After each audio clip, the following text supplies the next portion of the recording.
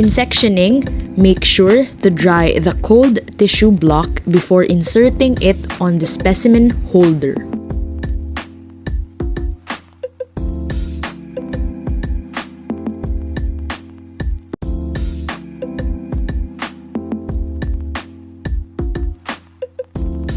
Make sure that the blade is clean before usage.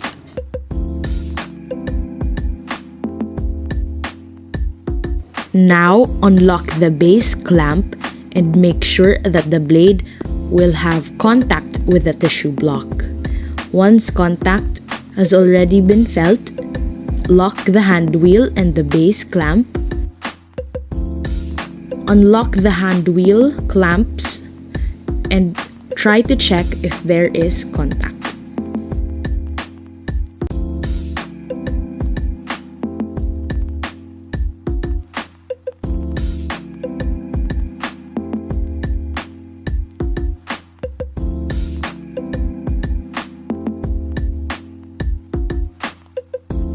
Once the tissue block and blade are all set, proceed to making tissue sections by continuously rotating the hand wheel clockwise.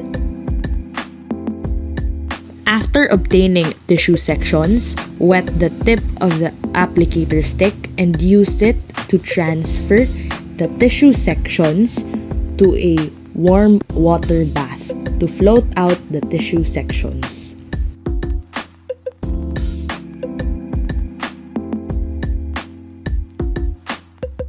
After floating out the tissue sections, wipe the excess wax on the stick and proceed to poking a specific portion of the tissue sections to be used to be fished out and placed on a slide.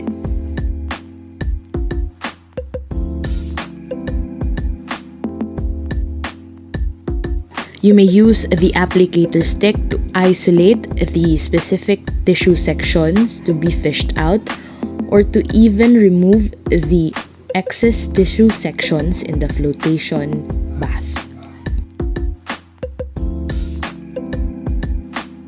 Slowly fish out the tissue section by allowing it to stick to the slide.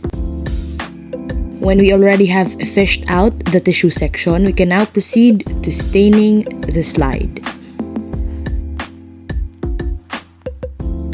After using the microtome, do not forget to perform the aftercare as an obligation.